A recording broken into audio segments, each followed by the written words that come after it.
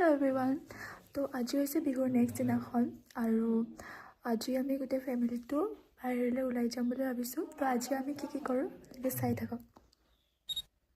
আৰু মা এইফালে যাবলৈ ৰেডি হৈ আছে। মা আজি পূৰা গ্ৰীনেৰী হৈ আছে, গ্ৰীণ। मेहमान को हम अब घर से बाहर ले जाएंगे। আৰু মই এইটো চাইডে অলৰেডি ৰেডি। এতিয়া জাষ্ট মাহঁতৰ কাৰণে ৱেইট কৰি আছোঁ। জল্দি ওলা নহ'লে তোক এৰি থৈ গুচি যাম। চন্দাক তোক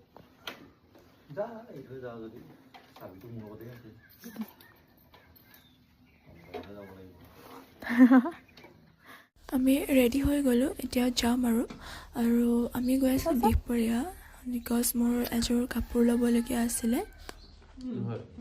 हमारे घर बच्चों कौन से ये जाने But I can't stop thinking about this one line I heard. আৰু এইটো মোৰ দাদাৰ নিউ ফোন, জাষ্ট ৰিচেণ্টলি লৈছে।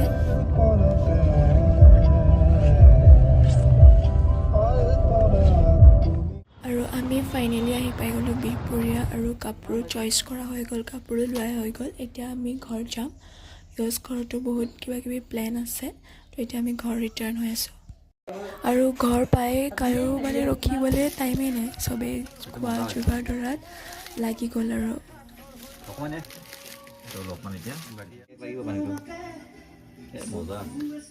আৰু আমাৰ খানা অলমষ্ট ৰেডি হৈ গ'ল আৰু অলপ বাকী আছে, হৈ যাব। আৰু আপোনালোক সকলোকে আকৌ এবাৰ আমাৰ ফালৰ পৰা বিহুৰ শুভেচ্ছা থাকিলে।